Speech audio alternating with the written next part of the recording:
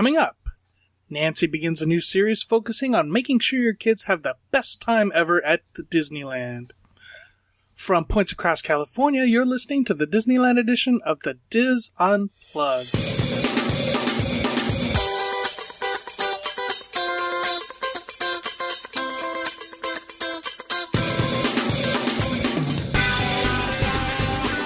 This is the Diz Unplugged Disneyland edition, episode 544 for the week of January 24th, 2016. The Diz Unplugged Disneyland edition is brought to you by Dreams Unlimited Travel, helping you plan the perfect Disneyland vacation. Visit them on the web at www.dreamsunlimitedtravel.com. Hello, everyone, and welcome to the show. I am your host, Tom Bell, and I'm joined by my good friends, Nancy Johnson. Hey! There she is. I was just waiting. You know, that's a new thing this year we're doing. I know. Hey. I know. Mary Jo Willie. Hello. And Michael Bowling. Hey there, hi there, ho there. All right, so we have a new series coming out from Mrs. Johnson. I thought we were going to be calling this, what was the creative name you came up with that you decided to ditch? Disneyland is my land. And the my refers to different age brackets. Yep. So we're going to talk about, we're going to start the series basically composing it for 0 to on out, kids of every age, but we're going to focus it on the different age groups. So for this episode, we're going to start off on the free years. So, you know, Disney considers everybody 3 and under to be free. I know there are some people whose kids can pass for under 3 for quite a while after they turn 3, but, you know, they don't ask for birth certificates, and I'm not saying to do that, but 3 and under is what we're looking at, the free years this time. Then, our next segment, we're gonna break it up into those preschool years, otherwise known as the magical years, where kids that age really get into it and they really believe, and, you know, Michael's talked about this with his granddaughter Lexi, and, you know, certainly my kids have really found that age to be great at Disneyland. Then we're gonna move on after that into the elementary school years, where they still have a lot of fun. Sometimes they believe, but they're starting to discover the interesting things about Disney. You know, they're getting old enough to understand the science behind it and all that. Then we get into the too cool for school years. You know, those tween ages where, you know, kids are trying to really find themselves and they've got all these new friends, you know, and Disney may not be as cool unless you're a really independent spirit.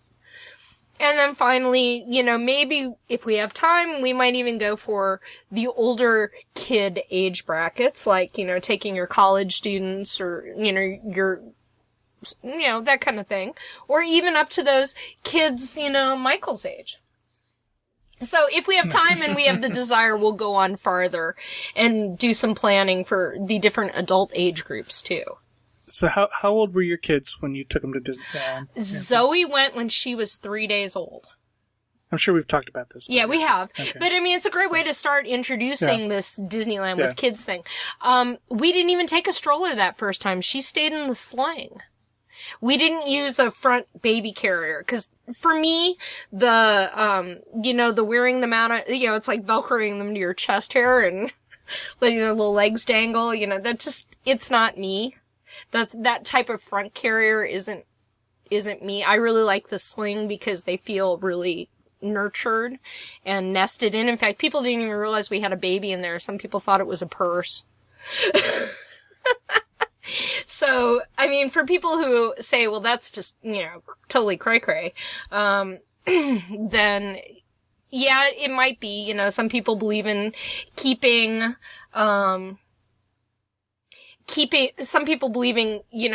home for a certain amount of time. I say give their immune system a workout, yay. And I work in healthcare. I've been a healthcare professional for 26 years, so, and it didn't bother Zoe in the least. She did fabulous, because when you've got them in a sling like that, when they're super duper little, they're basically a lump. For the first 3 months, 4 months, they're basically a lump you take along. Now, some people treat them like a high maintenance lump, but it doesn't really have to be that way. And they can get a lot out of the park. Being exposed to that much stimuli at an early age. So I guess we were mean. We waited till he was 6 weeks old. So. Ooh, well, there we go. Were your kids in the parks early, Mary Jo? Yeah, Nick was... Actually, we waited for Nicholas when he was almost a year old. Okay. And then Kelly was a few months old when we started taking her. And then we always took the kids. That was my thing to do. But in those days, that was pre-annual pass, so we probably went just a couple of times a year. Yeah. Michael, how about your kids and grandkids? We waited until our children were a little older, school age, 5, 6 years old, right? Which was a great time. And for our granddaughter, though, we didn't wait. She was about a year or so when we took her. And by that time, we had annual passes, so we could take her multiple times. With our children, it was about once a year. Yeah, that horrible time when you had to pay for them. Yeah. Well, when you're coming from a distance, that's a good question as to, do I wait to spend all this money till they can remember it? Because we had tons of people saying, oh, they're never going to remember it. Oh, they're never going to do this. During those age brackets, from time to time, they actually build a memory of those things. Now, they may lose that when they get to the next grouping of age brackets, but sometimes they'll still have those flashbacks. I mean, how many of us remember one or two things from when we were, a couple of years old, or, we all have at least one memory from our very young childhood. I mean, our granddaughter remembers a remarkable amount from trips to Disneyland at 2 and 3 years old. I'm absolutely stunned by what she remembers. I get that from Lily, too. I mean, Lily is certainly, out of the two of them, she's my younger daughter. She's 9 right now at the time of this recording. My older daughter is going to be 11 this summer. And, Lily just astounds me in the same way Lexi does you. That she remembers things that we did with them at those ages. And they remember their Walt Disney World trips, too. So, it's kind of fun and funky. That's people like us who went to Disneyland so much before we had children. And, it's how do you adjust your style? And we had friends that we went with because, it's just the thing to do. They had passes, we had passes. We had very different Disneyland styles with our same age infant daughters. Our Zoe and Hunter were born a week apart from each other. And we had very different ways of touring the parks. You guys think I'm kind of chill and never on the stick when I go to the park, cause I'm pretty whatever, I'll do whatever. If I don't go on a ride, yay. It's okay. And some people are really very much, we want to go on a ride. Tom, you're very much always been that kind of touring person, right? You've been a pretty much hardcore, we gotta get this done, we do this, we do that. When I'm with the family, yeah. Yeah. So, and your son adapted really well to that style of touring. Oh, yeah. Yeah. I was always a little more easygoing. It didn't matter when we had the kids as very, very small babies. We didn't stop to make sure the world revolved completely around them.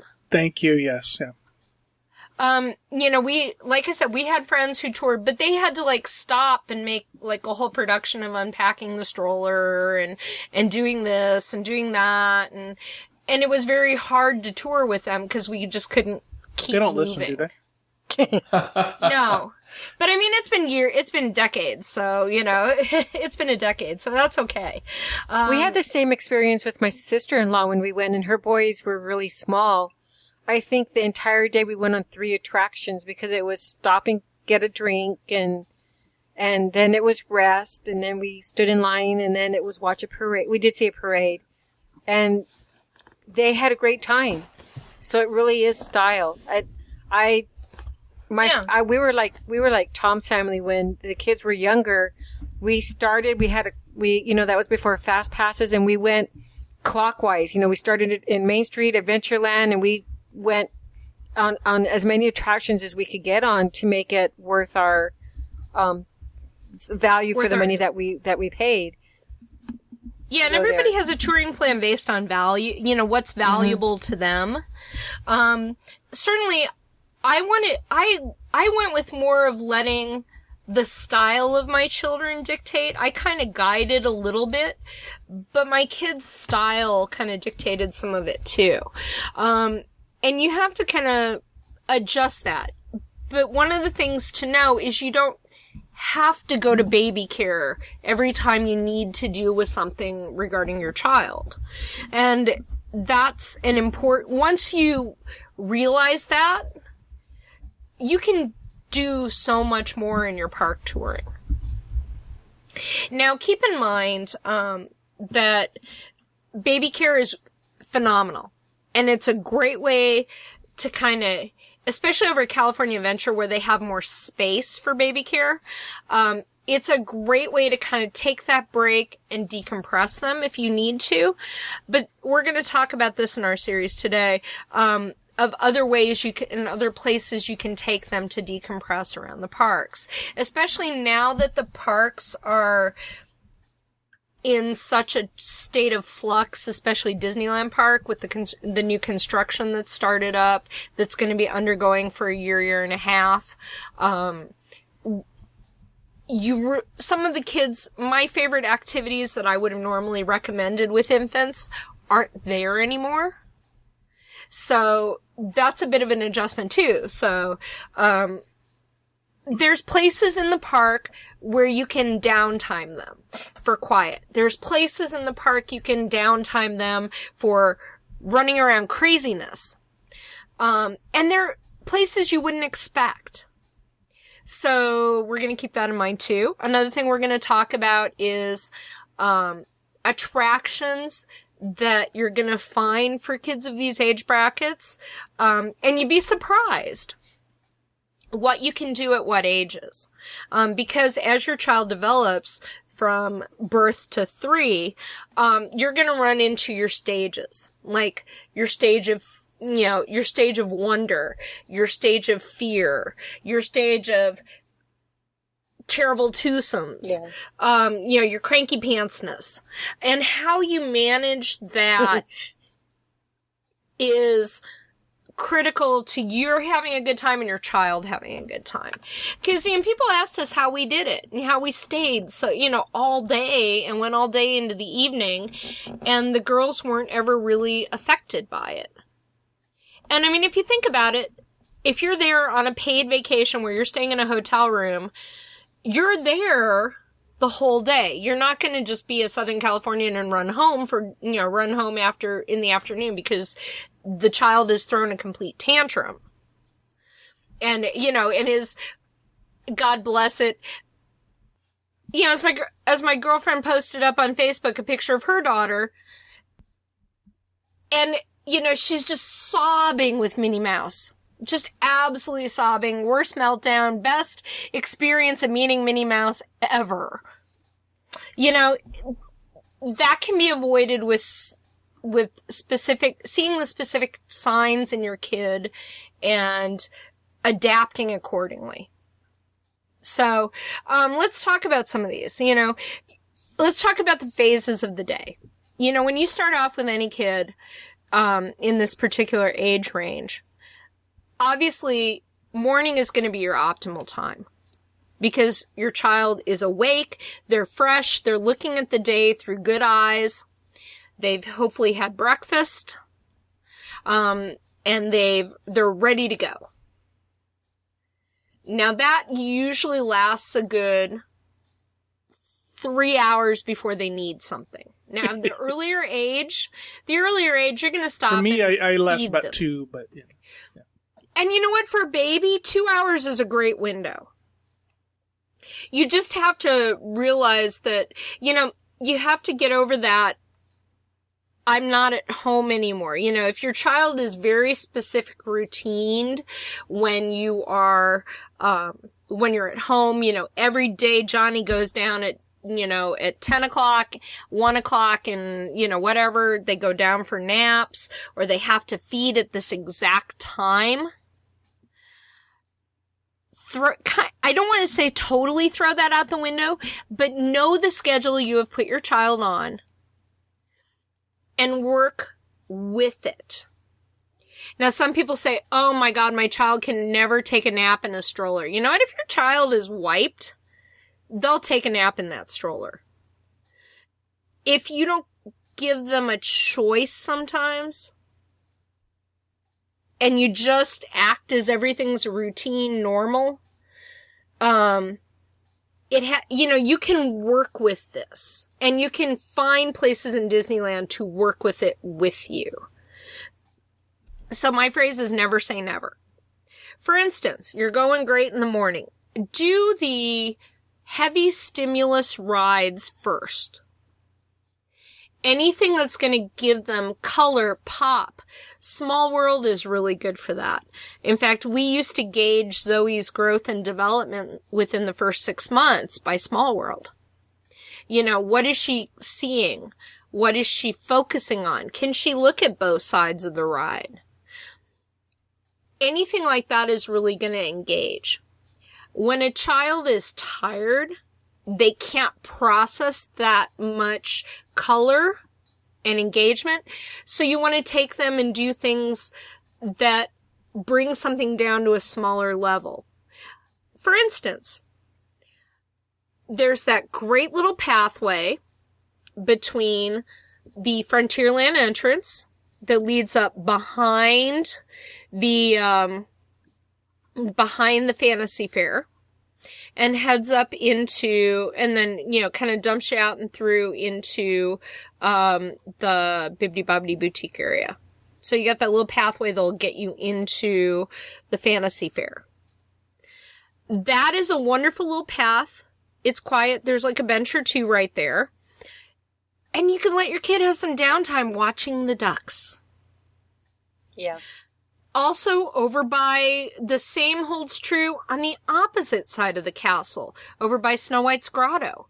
While that's a little more crowded because they do some character meet and greets over there, you still have the ducks that wander around the lawn. You have the water. You have just the simple rhythmic activity of the fish in the water. Ivory fish in the water. You've got this kind of quiet visual of the white Snow White and the Seven Dwarfs. And the lulling, repetitive music. Great place to let them out of the stroller, or even just have them by there and just listening. Any age bracket is going to be drawn to that, any of the young age brackets are going to be drawn to that kind of calming influence. Other activities that you can take them on that they will get some stimulus from, and surprisingly not as heavy stimulus, before they reach the fear age, which is usually somewhere in between 15 to 18 months, you can take them on pirates. You can take them on any kind of boat ride. Certainly Peter Pan. Those are darker rooms, especially in Pirates, but like the flicker of that flame and stuff is still enough to kind of give them a visual attraction. There's animals. They notice the animals. They don't notice the scary pirates, but they notice just the color. Now, when they start developing fear, like fear of the dark and stuff like that, then you're going to have issues. And that's what happened to us. 18 months, Zoe, man, nothing. She would not go on that ride. No pirates, no pirates. And it took us a while to get her on Haunted Mansion for the same thing. So, depending on what kind of child you have, you're either going to go through that phase hard and it will stick for a while, or they'll ease back into it if they're more adventurous. So it's kind of, you have to kind of go individually. We couldn't ride Peter Pan after 15 to 18 months with Zoe. Once Pirates was out, Peter Pan was out, all the dark rides were out. She loved the teacups still. All the open ones, right? Like Casey Jr. Circus Train and Casey Jr. Circus Train, yet another beautiful ride for kids. And right. also the same with the Storybook Canal boats. That is perfect. And actually, Storybook Canal boats and Casey Jr. Circus Train, they have two very different vibes to them as far as kids go. You know, Casey Jr. is so much fun. You know, you're in the cage and it's like, rah, and you're really excited. And Storybook Canal boats is more downtime-ish. It's sitting and gliding and relaxing and, ooh, isn't that pretty? Ooh, look at that. See the shiny Agrabah, you know, that kind of thing. So there's lots of little ways you can incorporate that in with the smaller kids. And Casey Jr. has more of a stimulus factor. You're on the train, it's chugging, and it's more active. Storybook Canal boats, more passive. So that I would recommend, if you're going to do Casey Jr., do them in the more alert periods, after nap, after lunch, after, you know, early in the morning. Storybook Canal boats, maybe when they're a little more tired, because you can snuggle them on Storybook Canal boats a lot more so than you can on Casey Jr. Circus Train, where you're either in the cage or you're in the seat, and you kind of have to have them sort of next to you. Now, three of my favorite kid things to do are closed. You know, one permanently. And that would be the train and the Mark Twain or the pirate ship. You know, those are fun because, you know, they've got a little wind, you can watch the paddle wheel go, things like that. With the train is great for, you know, just that, you know, sort of rocking motion on the rails. And not only that, to the small children, that's a really big adventure. Riding the big train, riding the boats that you just mentioned, to them, that is an adventure. Yep. And so, you know, you kind of have to parcel that in. Now, characters is going to be a whole nother world. But as far as basic attractions go, you know, you have to look at the stimulus. Like I said, you have to look at the stimulus factor. It's amazing how many rides there are actually, or attractions there are actually in the park that don't have height requirements that you can take your little one on. It's so true. Like any of the dark rides, yeah, those are all great. Pirates. You know, Tiki Room fits in the fear factor. We could not go in the Tiki Room for a really long time because of the thunderstorms. Yeah. And the banging tikis. That was a complete freak out for mine. And mine are fairly sensitive to things like, to the scary-oid things. Now, one of the guys in our chat room, because we're, of course, recording this live, is asking about what about the subs? And the subs can go either way. If you're in an overstimulus period, I remember being on the subs and Zoe lost it and cried right after the explosion. And the entire sub went, aww. But then you're stuck in you know, if you can't calm the child down, then you're stuck in a sub with a crying, horrible, you know, upset little girl. So what we did to compensate for that is instead of going into the sub, we asked to please go into the disability room. Because they have the disability experience right there. It's in a little room just off to the side.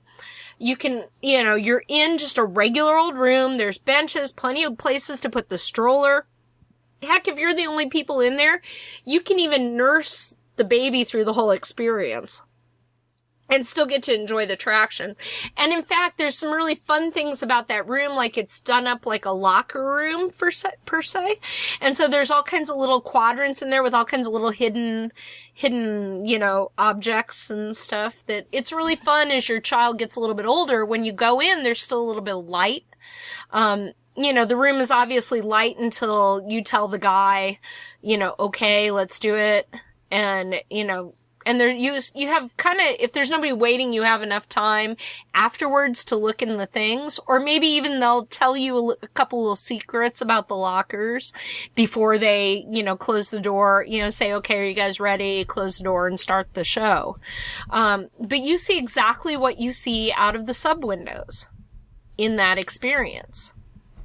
And so that's actually super fun. We did that for like 2 years.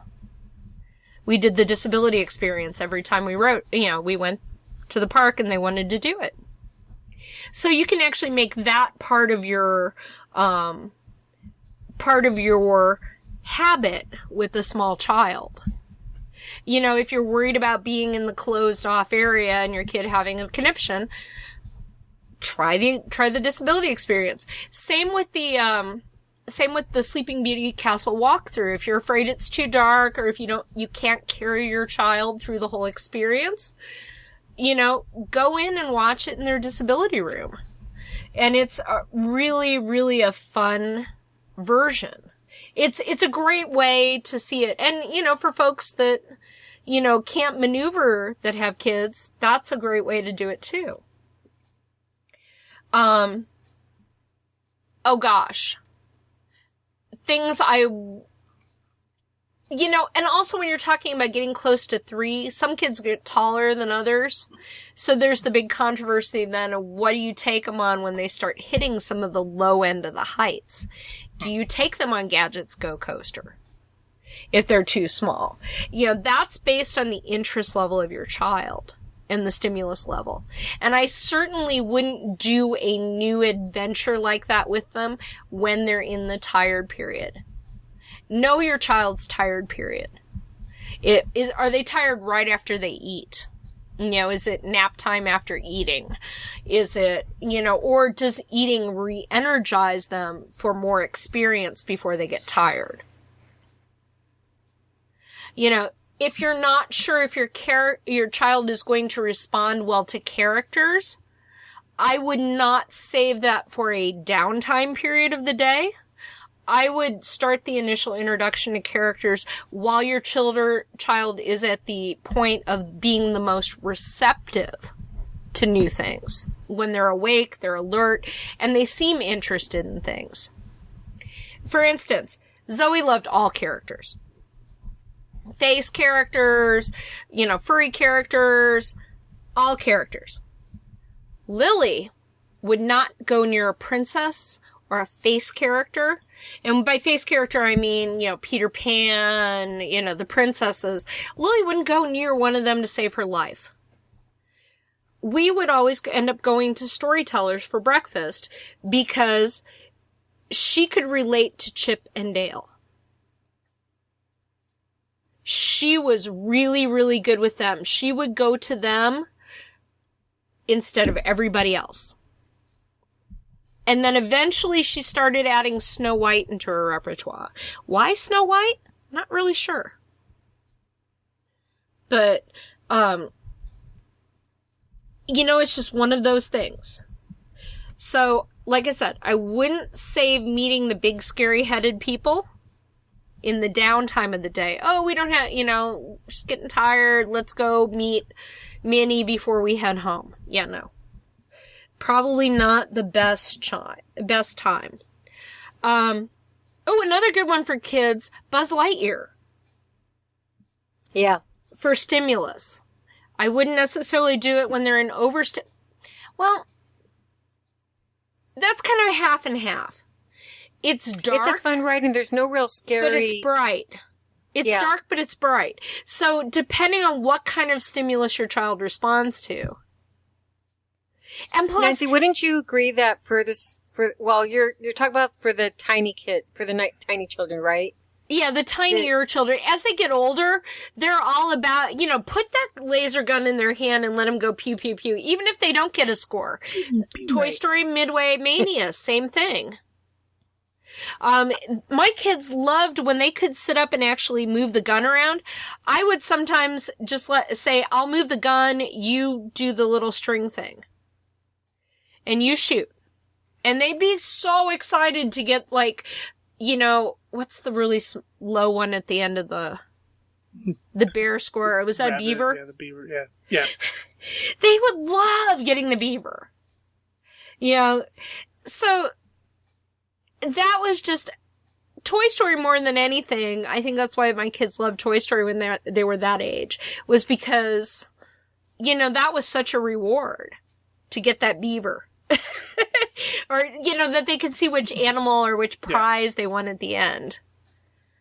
So, and I mean, Lily would sometimes, you know, Lily, when she was little, she would sit in, Zoe would get her pull string, and then I would tell Lily to help me pull mine. You know, when she was kind of sitting in between us. So, I mean, what did you guys do with Lexi when she was that age? Did you do Toy Story and stuff with her? Yeah, she enjoyed Toy Story. You know, we helped her with it, but yeah, she liked it. You know, and you know, she loved the Tiki Bird. She loved all the dark rides. It wasn't until she was a little older, maybe about 4.5 or 5, when she started to develop fears, that suddenly Snow White was scary. You know, some of the attractions she really liked were scary, but in the beginning, she loved the submarines. I mean, she loved it all. So, you know, we put off Haunted Mansion until she was a little older, and she likes that now. Now, how about... I would say for the smaller kids, when you first start them off, take them on all the outdoor open rides, like you were talking about Casey Jr. and Nancy and the Storybook Land canal boats. Then there's Dumbo, and there's a lot of those type. I would take them on, you know, you've talked about the omnibus before, and also on the horse carriage. I would take them on those type of attractions before attempting any dark ride. And if I was going to take them on a dark ride, probably be like It's a Small World. Right. Lexi loved It's a Small World. Still does. What about at DCA? What attractions over there? Mine have... Besides Toy Story. Mine have always loved The Little Mermaid since it came on board. And I realized they were a little bit older when Little Mermaid came on board. But that works, yeah. I mean, there's just something about... But they all... Lily would always hide her face in my lap for Ursula. But I would choose that one over the Monsters, Inc., right? Because Monsters, Inc. can be a little intimidating with Randall. Actually, not that bad. Mine loved Monsters, Inc. When that got installed, mine thought Monsters, Inc. was just the greatest. You know, they loved the sushi room, and they loved the door room. And I think the things by introducing the door room, we always seem to get the abominable snow monster at the door. You know, where he's going, anybody want a lemon ice? Or whatever.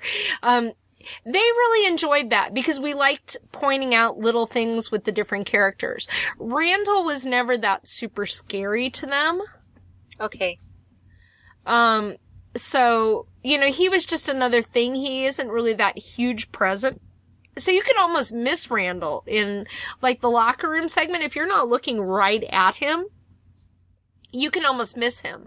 But Lily would occasionally be a little intimidated by the CDC guys. The cleanup and disinfecting guys. And especially since it blows on you at the one point. Oh, yeah. So that kind of got her a little weirded out at first. But, you know, they really came to kind of enjoy that. When they were super little, you know what would always cheer them up? Face paint. And you know what? If you pay all that money and you get a face paint early in the day and somebody has a tantrum and they cry, they'll touch it up for you for free at any of the face painting stations. So, woohoo! Face paint was, you know, I was a little, spending the money for face paint. But you know what? I have some of the cutest dang pictures of them when they were super... Though? Yes! Really? Zoe was asking for it. Will they sit age. Still? Still that long? Okay. Oh my god! Oh yeah, kids love to have their faces painted. They'll sit still for that, and they think they are just the bomb afterwards. Yeah. I mean, we don't do any of the really huge all-over face paint ones. I mean, some people do with their kids. We would just do, like, the one that would, like, go over and around one eye. or just be on a cheek. You know, when they're little, we didn't go for the huge ones. We just would go for like a bug on their cheek or something. And you know, it was worth every stinking penny of it. And I would have never thought that I would think that that was a value-added experience. But dang it if it wasn't. I mean, that was one thing that was a great call by my husband. He was the one who was like, yeah, we should do it. What the heck? So there we go. That's one great thing.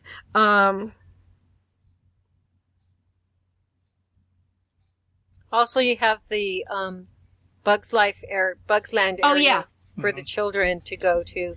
Oh my gosh, Bugsland. When they're little, you can spend an hour or two there easy. Because Heimlich's Choo Choo Train, you guys have heard me preach the glories of Heimlich's Choo Choo Train. Candy corn. I love. That was Wes' first ride. Was it really? Yeah. Sorry, attraction. Oh my gosh. And you know, if you have the stomach where you can handle the Flix Flyers, that's so cool. Much fun. Yeah. I don't have that ability anymore. My center of puking just does not go that direction anymore. But when they were super little though, that was A-okay. They got a little scared of it for a while and now they're back to it being okay. But the Ladybug Boogie can get a little weird though. Yeah, that's a zippy ride. Is there a height requirement on that one? I'd have to look. No, I don't think so. There's a height requirement on Tuck and Roll. Yeah. We just never did Ladybug Boogie very much because I can't take it. Yeah. I can't do it. I can't do teacups. Mm-hmm. So for me, that was, if Daddy wasn't with us, they couldn't go on Ladybug Boogie. But, oh my gosh, Heimlich, we could go over on Heimlich again and again and again. But even more so, the children's water play areas. And there are 2 of them there. There's one on the back side. The others, are both of them still open?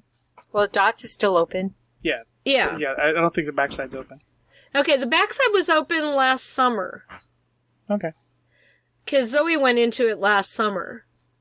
But yeah, the last summer is more of stuff coming down from above onto you. But the front side is things coming up out of the ground at you. Yeah.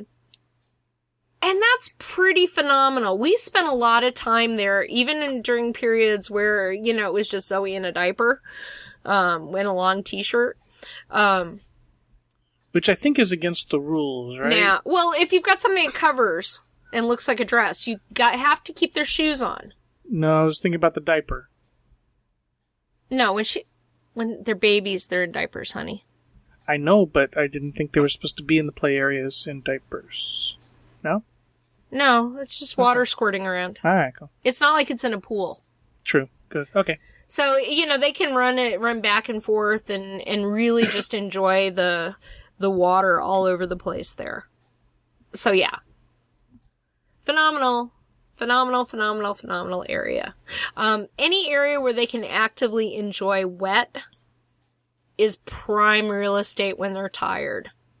Or when they're, when they need that little pick-me-up, if they're too hot, if they're kind of cranky.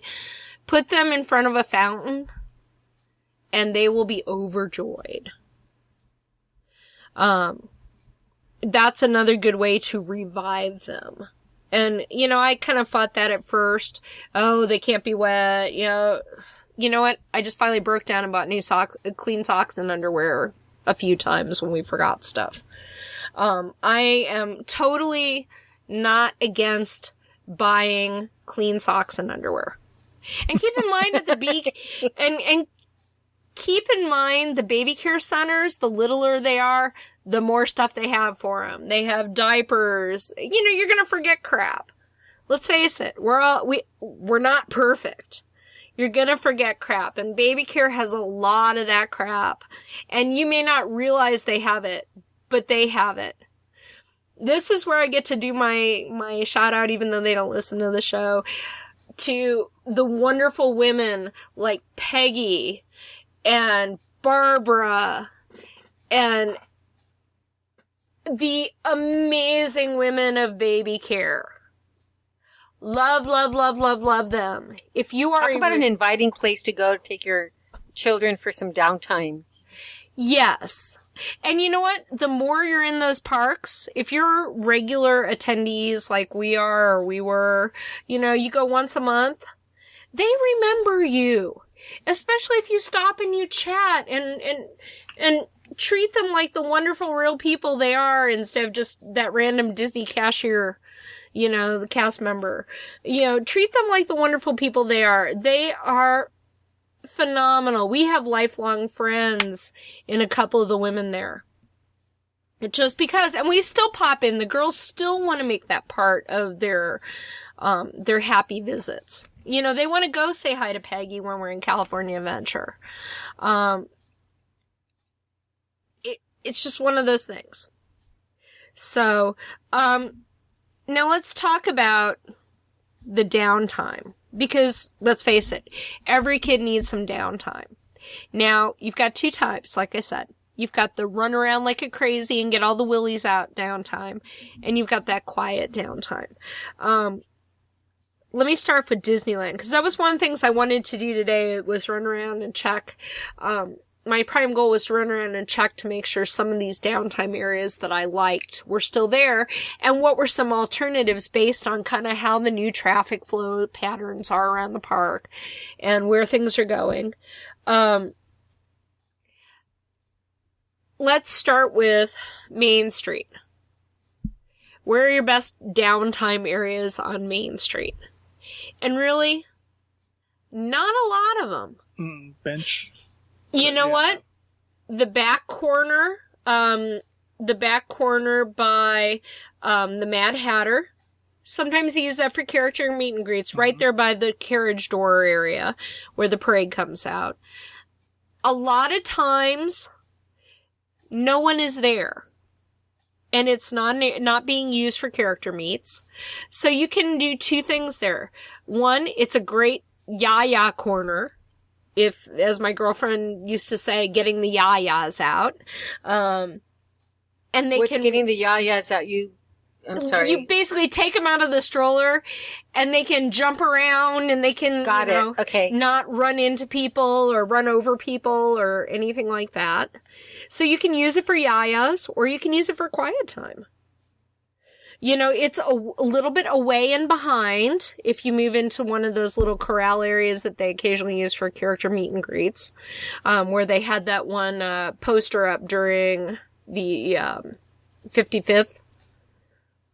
They had a big poster in the backdrop, and they use it for Mickey's meet and greet during the Lunar Year celebrations. Yeah, it's now the doors for the overflow passageway. Yeah. So, middle of the day, that's pretty empty. And also up by the train station when it's quieter, during the quieter periods, there's seating up inside the train station, especially now that not many people are going up in the train station except to go look at the trains. You can go sit up in the train station or up on one of those benches up there. And that's a nice place to elevate yourself up and away from the chaos. Mm-hmm. In the hub, you don't have too many choices, except for there are some benches by baby care back by first aid. That's another little quadrant if you want to kind of take the stroller back there. The only people that really come and go through there are characters coming for meet and greets and your routine cast members coming on and off stage for work. So it's kind of fairly downtime-ish, and you're right next to baby care should you need it. But you're still a little bit removed. Now, getting into Tomorrowland's been really rough. Since I'm gonna go counterclockwise. Tomorrowland's been really rough traffic-wise lately, and it's only gonna get worse. Yeah, it is. There's no quiet area. Mm-hmm. And especially since they've taken out the pathway to the train station during all this construction. Mm-hmm. Since they're doing Autopia renovation and all that. Yeah. there's two spots I identified that you can maybe grab some downtime. One, right on if you're looking at the Tomorrowland Terrace restaurant, if you're standing by the stage and you're looking at where they serve the food, to the left, underneath the great, what do we call that thing that sits on top? The great call to the stars. Yeah. The Orbitron or something like that. Yeah. To the right of the shop that's tucked in, nestled under there, which is called, refresh my brain, Tom. The launching pad. The launching pad, which is now all Star Wars merchandise. Yeah. There is a little dining area with tables. If you go back and underneath there, that is a very nice shaded area. And it's probably going to be the biggest relief point. When you're back there and tucked in, because there's a garden wall that comes along the side of there, it's actually fairly quiet. And you kind of get a little bit of the hustle and bustle blocked away from you. So keep in mind, this is the stage side of that shop. During performances, this is going to be a bad area. Yeah. But if it's between performances of Jedi Training School, it's going to be okay. It's going to be a good area. The other area is tucked down that little pathway between the Star Wars launch bay and Autopia. Right next to the shop, there are the secret bathrooms. Mm-hmm. And that is a pretty big area back there, surprisingly. Yeah. There's no benches, but there are stairs, which are never used, that go into the cast member door of the launch bay. So you've got some stairs there. If you need to let them get out of their stroller and run around, it's an area where you can easily keep them trapped. Not as many people know about those potties, so they're not very crowded or busy. And if you're kind of back there with your stroller, you can tuck away towards towards the women's room, I think is on the left. You could actually park your stroller there fairly easily and be very well protected. You know, if you don't mind sitting on the ground next to your stroller. It's still a very nice, quiet area. If the baby's taking a nap in the stroller, you can kind of hang out and let them chill. So that's Tomorrowland. Fantasyland. Fantasyland, actually a surprisingly large number of places. Too bad one of them is a smoking zone. Let's skip that one. Yeah, we're going to skip that one. That's under, so if you're coming under the monorail tracks across from the Matterhorn, bad plan, smoking zone. However, you have my favorite one, which is the boat dock, the old Phantom boat dock, which is tucked behind the snack stand there that sells the turkey legs. Edelweiss Snacks, thank you. Yeah. Fantasia Gardens. Mm-hmm. Fantasia Gardens is the official name. So that boat dock is a must. It's a great place to stop and do the chill out in the stroller. If they're sleeping, it's a great quiet spot. If they need to get out, once again, it's very sectioned off. There's not a whole lot of places they can go. It's very well fenced. There are always ducks because people bring their food down there. So it's a great place for them to focus on one thing versus all of the other stimulus. Another great place, the what do you call that? Is that actually more of the Small World Terrace, where they put the overflow queue during the holiday season for Small World? That whole area, which is, designed to serve for queue line, it still is a great place to just go up and behind some of those structures and just sit down next to your stroller and relax. At the Fantasyland Theater, you have two zones. The one to the right of the right side of the stage above the seating areas used to be a shop a long time ago. Big giant platform area. Great place to let them either run around or sit and be quiet. Same with the seating area. just past the Troubadour Tavern Snacks. Mm-hmm. It is just another great area too. And if there's a show going on, they have a nice elevated spot away from the show that doesn't directly involve them, so it wouldn't necessarily create a lot of stimulus for them. But if they were awake and chilling to the point where they're just kind of la la la, and you don't want to disturb that kind of zen moment, they can kind of, pay attention to it and enjoy the show, but still be away from everyone. So that's another great area. When you get down into the heart of Fantasyland, it's a little harder to find. Yeah. One of my favorite spots is behind Dumbo at the Calliope. Mm-hmm. It's a great place for them to look at, like, the shiny moving things and enjoy the music without all of the crowd that's in front. So, because most people don't know they can walk behind Dumbo. Every once in a while, Peter Pan goes back there. So you just kind of have to keep that in mind. But still, that's a really good spot.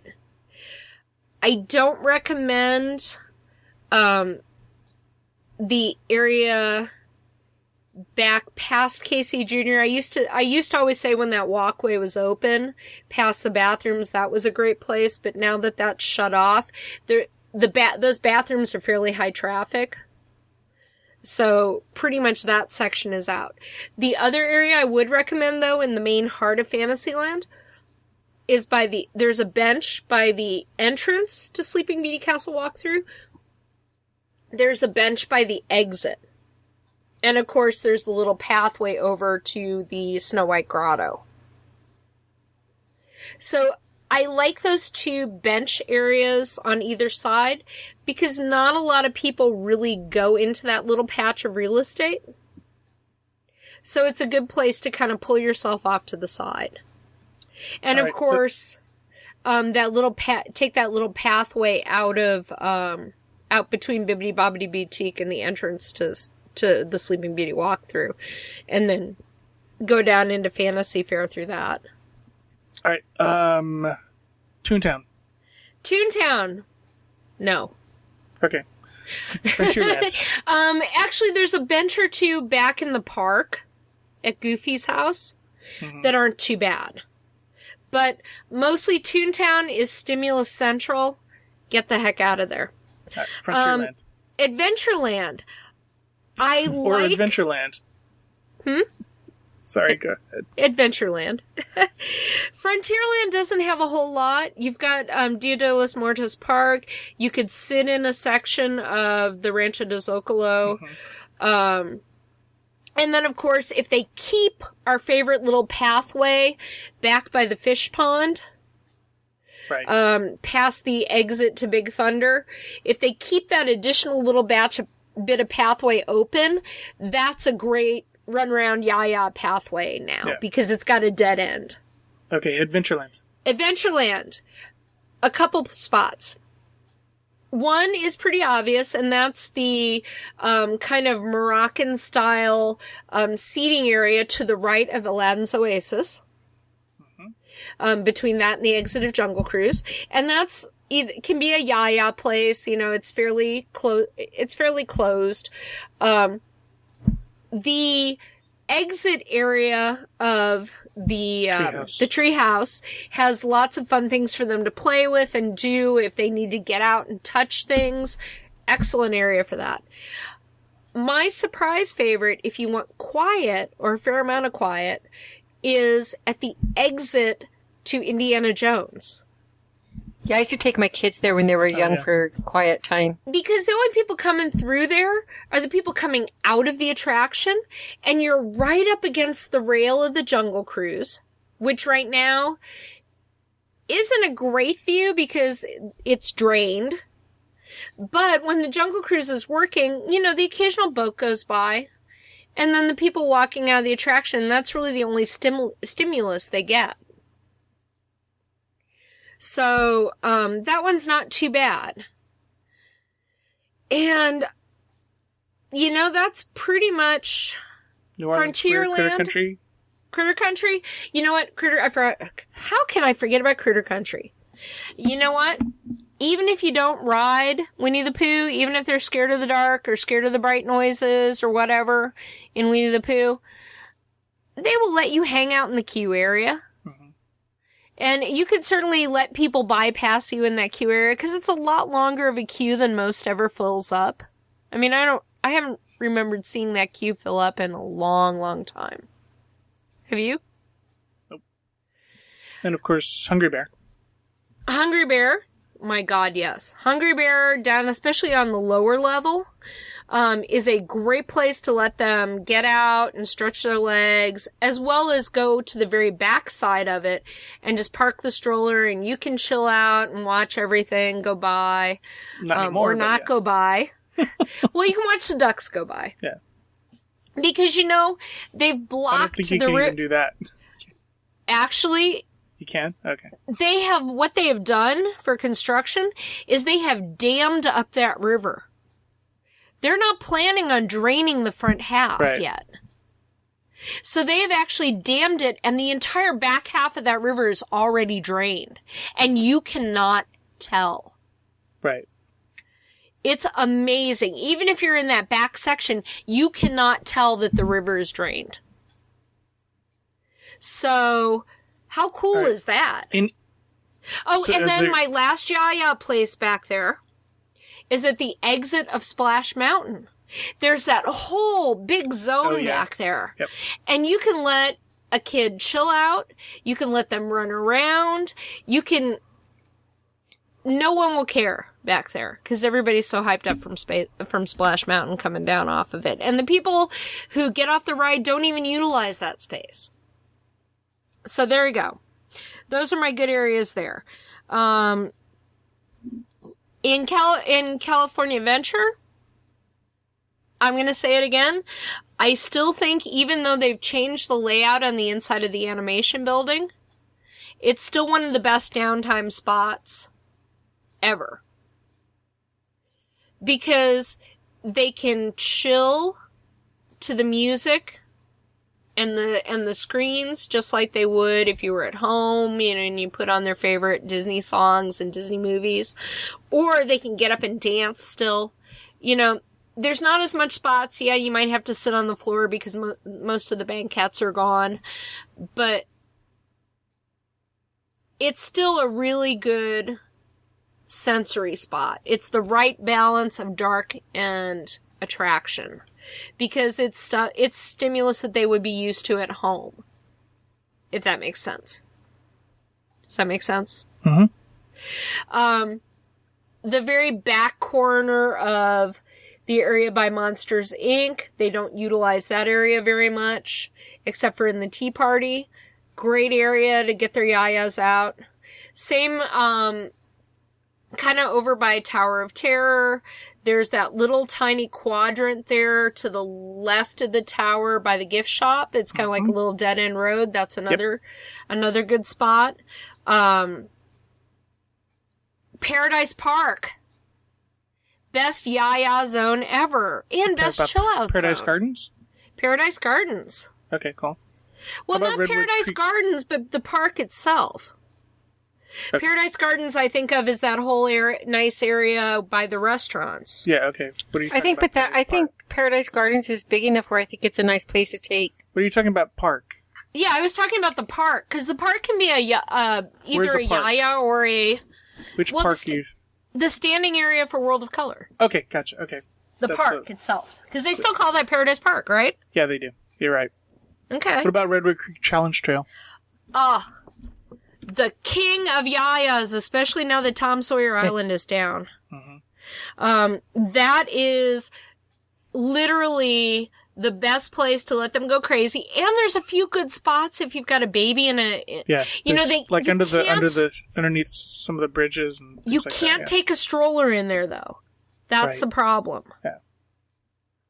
So I would certainly, balance that. If you've got kids towards the 3N, kids that are running, that is definitely your way to go. And if your kids aren't up for the big nets, there's still like the little cave and that whole area down there. There's enough splashing water areas. There's the little kid slides. And that works out perfectly. Now over by,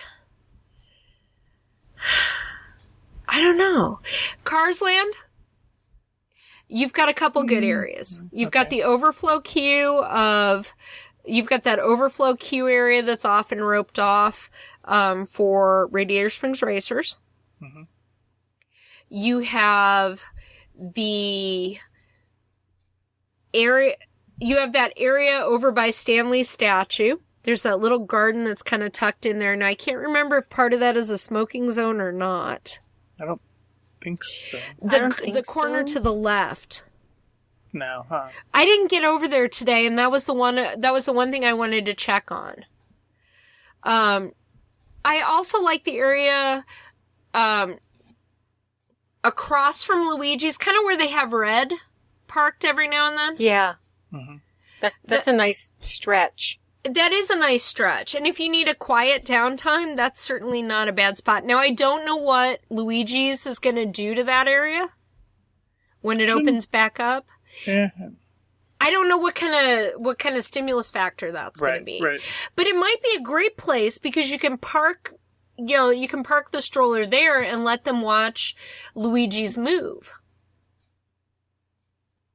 It may be one of those, like, that was always a really fun place when it was the tires, to watch the tires go back and forth. Mm-hmm.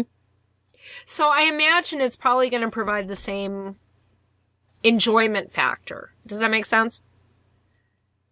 And then, of course, there's that section there where you can also park them along and watch maters move. And the quiet zone between Sarge's and there's that good quiet zone sitting area between Sarge's and Flo's. The path that cuts over to Ghirardelli. Baby Care. Yeah. Yeah. And that path is right next to your Baby Care, so that's even better. So you've got plenty of downtime spots. And then also on the Trattoria Terrace area. Up in there, you've got some great downtime. Blue Sky Cellar? Yeah, by Blue Sky Cellar and on the other side as well. Oh, that's a really nice area. By the beer place it's always empty. Yep. And those are really good quiet spots. I don't think they check ID, so. Yeah. And you get that extra bonus of having a tasting. There you go. So you can enjoy it. You can have that downtime too. And then of course the kids stimulus zones, you've got Playhouse Disney, you've got Monsters, you've got pretty much all those areas. Granted, you have a height requirement. Keep in mind, too, that if you have that height requirement and they're not quite there, like if they're 3 and they're not tall enough, or 2.5 and they're not tall enough to go on Jumpin' Jellyfish or Goofy Sky School or anything like that, remember they will give them those little cards saying, when you're tall enough, present this card. I think that's so cute that they do that. And they don't always do that, but they used to, and sometimes they pull them out. Don't count on it, but you never know. Nancy said I was going to get a card. Yeah, no. And Nancy's from the Disney Plug. She knows. Oh, prime real estate. Underneath, on the lagoon side, underneath the Silly Symphony swings. Mm-hmm. Mm-hmm. Yet another good spot. And that place is almost always empty. But it's right there. There's another area that's kind of quiet, and if you like, is behind Grizzly River Rapids. There's a little walkway on the backside of it. That is a smoking zone, though. Well, no, but if you move past it under the bridge, the smoking zone only goes up to the lift hill. But once you go underneath the lift hill, that's a great area as long as it's not summer. Because they put the overflow queue into that. It can actually come around and go onto that pathway. But I've walked through there, several times. Not over and over again, of course. But, it's just so peaceful over there. And I love pine trees anyway. And then you can go down and watch the people splash and get wet. Mm-hmm. As long as you and look for the Disneyland kitty cats. As long as you make sure you completely lock your stroller by those killer stairs that are right there by the drop hill. Uh-huh. Yeah. Lily went to the hospital because of that. Oh, yikes. Someone accidentally bumped our stroller, and she went down the steps in the stroller. Good tip, then. So yeah, you have to be real careful of the sloping there. But the first aid team at DCA is wonderful. Can I just say that? All right. Wrap this thing up, ma'am. But anyway, yeah, so you've got quiet, you've got stimulus, you've got all kinds of great things you can do with your kids.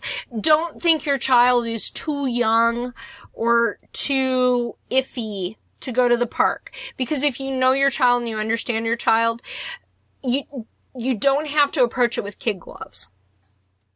You can really do a lot, and really, they will be so incredibly, and take your time and just let them guide you too.